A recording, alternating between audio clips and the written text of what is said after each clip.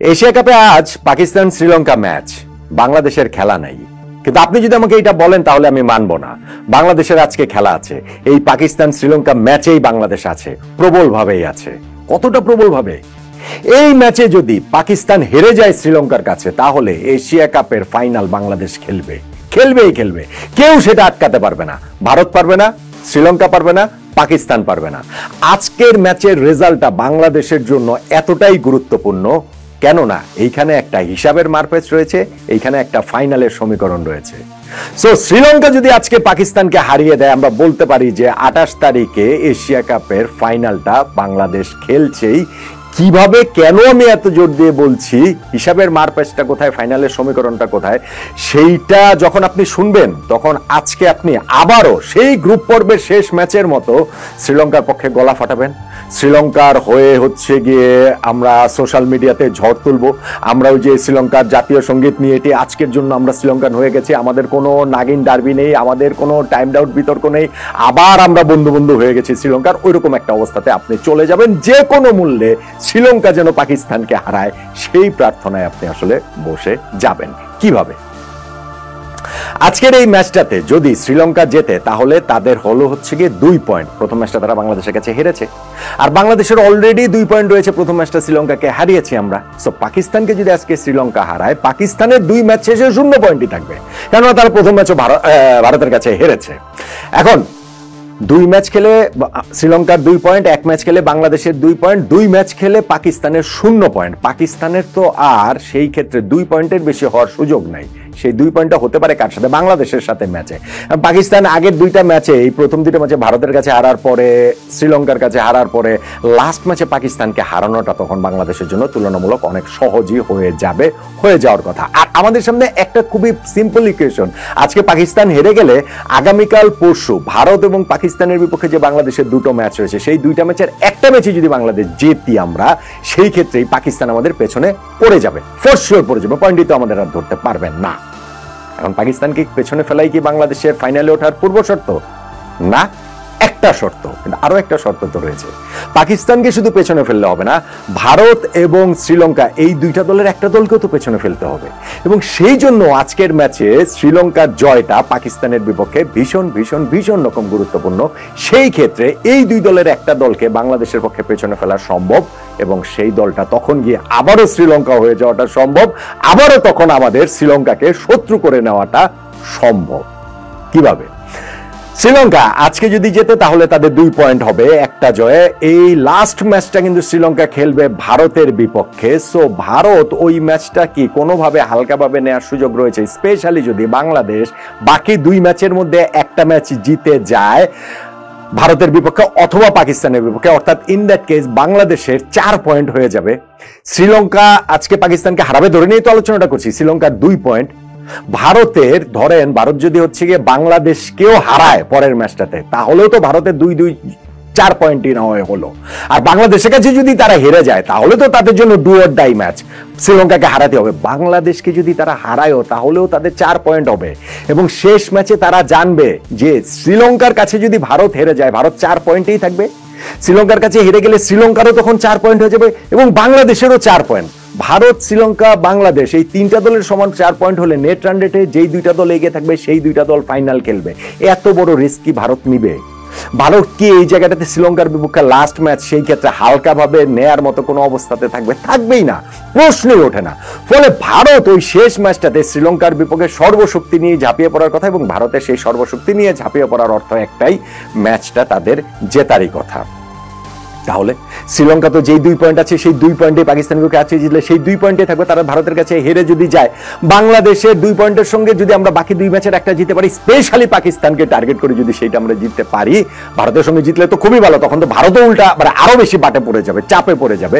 So সেই ক্ষেত্রেও বাংলাদেশের ফাইনাল খেলাটা আসলে একেবারে নিশ্চিত আমি দেখতে পাচ্ছি, একেবারে ক্লিয়ারলি আজকের ম্যাচটাতে। তাই শ্রীলঙ্কার জয় পাকিস্তানের বিপক্ষে, সেইটা বাংলাদেশের জন্য ভীষণ ভীষণ ভীষণ রকম গুরুত্বপূর্ণ। এখন ধরেন আজকে শ্রীলঙ্কা আজকে জিতলো পাকিস্তানের বিপক্ষে, কিন্তু বাংলাদেশ আমাদের যে 2টা ম্যাচ রয়েছে, কালকে ভারতের বিপক্ষে, পরশুদিন পাকিস্তানের বিপক্ষে, এই 2টা ম্যাচেই ধরেন আমরা হেরে গেলাম। আমরা যদি ওই 2টা ম্যাচেই হেরে যাই, সেই ক্ষেত্রে কি আমরা ফাইনাল খেলতে পারবো? আমি এই জায়গাটাতেও দেখতে পাচ্ছি বাংলাদেশ খেলতে পারবে ফাইনালে, এবং আজকের ম্যাচের এই রেজাল্টটা যদি হয়, কিভাবে সেটা হবে?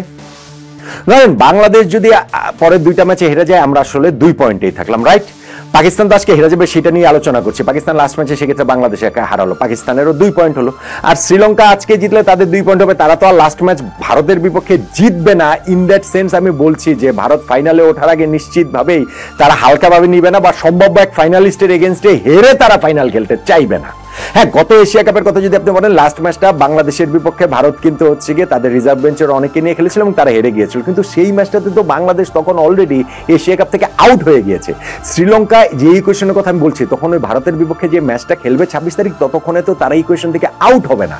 সো ভারতের এখানে শ্রীলঙ্কাকে হালকাভাবে নেওয়ার কোনো কারণই নেই, ভারত সর্বশক্তি দিয়ে ছাপাবে, এবং সেই ক্ষেত্রে শ্রীলঙ্কার বিপক্ষে যদি তারা জিতে যায়, তখন ভারতের হয়ে যাবে হচ্ছে গিয়ে 3 ম্যাচে 3 জয়ে 6 পয়েন্ট।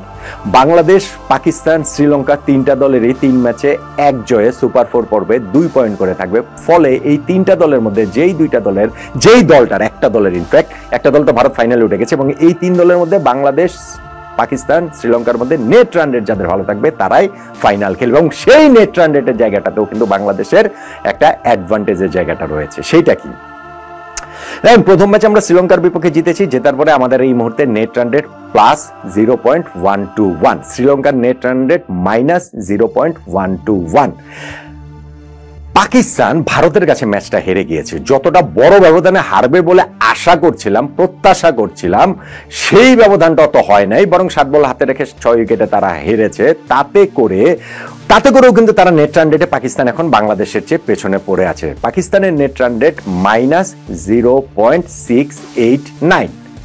এখন বাকি 2 ম্যাচে বাংলাদেশ হারবে, বাকি 2 ম্যাচের মধ্যে তো আজকে শ্রীলঙ্কা জিতলো, লাস্ট ম্যাচে শ্রীলঙ্কা ধরছে হচ্ছে গিয়ে ভারতের কাছে হেরে যাবে, পাকিস্তানের এখানটাতে হচ্ছে গিয়ে শ্রীলঙ্কার কাছে আজকে হারবে। সো নেট রান রেটের ওই ইকুয়েশন মিলিয়ে বাংলাদেশ এখন যেমন একটুখানি সুবিধাজনক অবস্থানে রয়েছে, সেই সুবিধাজনক অবস্থানেই তো বাংলাদেশের আসলে থাকার কথা।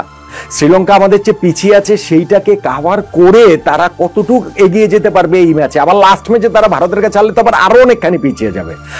পাকিস্তান অলরেডি আমাদের চেয়ে হচ্ছে গিয়ে তারা মানে পিছিয়ে আছে, সেই ক্ষেত্রে আজকে শ্রীলঙ্কার কাছে হেরলে তারা আরো পিছিয়ে যাবে। বাংলাদেশের বিপক্ষে একটা জয় দিয়ে কি নেট রান রেটের এটা কভার করা সম্ভব নাকি? আবার বাংলাদেশ আগামী 2টা ম্যাচে যদি এই হিসাবে যদি হেরে যায়, আমাদের নেট রান রেট হিট খাবে, আমাদের নেট রান রেট খারাপ হবে, কিন্তু সেইটা তো কত খারাপ হবে যেই জায়গাটাতে আমরা আসলে এই 3 দলের মধ্যেই থাকতে পারবো না। আমার কাছে তাই মনে হয় যে অবভিয়াসলি গ্রুপ পর্বের যেই শেষ ম্যাচটা আমাদের ছিল, তখন আমাদের হাতে আর কিছুই ছিল না। ওই ম্যাচটাতে আমাদের আসলে ওই ফিক্সচারের কারণে ওয়েট করতে হয়েছে যে শ্রীলঙ্কা আফগানিস্তান ম্যাচের রেজাল্টটা কি হয়। কিন্তু আজকের ম্যাচের পরেও কিন্তু আমাদের হাতে আরো 2টা ম্যাচ থাকবে। বাংলাদেশের কালকে ভারতের বিপক্ষে ম্যাচ রয়েছে, পরশু পাকিস্তানের বিপক্ষে ম্যাচ রয়েছে, এবং তারপরে গিয়ে হয়তো বা লাস্ট ম্যাচে আমাদের আবার ওই ওয়েট করতে হবে ভারত এবং শ্রীলঙ্কা ম্যাচের রেজাল্টটা কি হয় তার উপরে। আমাদের ভাগ্য এখনো আমাদের হাতে সার্টেনলি রয়েছে। এখন অন্য দল যে যাই করুক, আমরা 3টা ম্যাচ জিতলে তো আমরা ফাইনাল খেলবো, কিন্তু আমি যে আলোচনাটা করছিলাম যে আজকে যদি পাকিস্তান হেরে যায় শ্রীলঙ্কার কাছে, সেই ক্ষেত্রে বাকি 2 ম্যাচ বা এই টুর্নামেন্টে সুপার 4-এর বাকি ম্যাচগুলোর হিসাব করলে বাংলাদেশের পক্ষে ফাইনাল খেলাটা আমি দেখতে পাচ্ছি যে আসলে সম্ভব, খুবই সম্ভব, ভীষণ রকম সম্ভব, এবং সেইটা পয়েন্টের ব্যবধানে এগিয়ে থেকেই সেটা সম্ভব। তা না হলেও নেট রান রেটে বাংলাদেশ আসলে ফাইনালটা খেলে ফেলবে। সো আপনারা তৈরি হয়ে যান, আপনারা রেডি হয়ে যান। গ্রুপ পর্বের শেষ ম্যাচটাতে আফগানিস্তানের বিপক্ষে যেইভাবে শ্রীলঙ্কার পক্ষে আমরা গলা ফাটিয়েছি, শ্রীলঙ্কার ওই জয়টা যেমন আমাদের জন্য প্রয়োজন ছিল সুপার 4-এ ওঠার ক্ষেত্রে, আজকেও শ্রীলঙ্কার সেই জয়টা বাংলাদেশের ফাইনালে ওঠার ক্ষেত্রে ভীষণ বড় প্রভাবকের ভূমিকা পালন করতে পারে।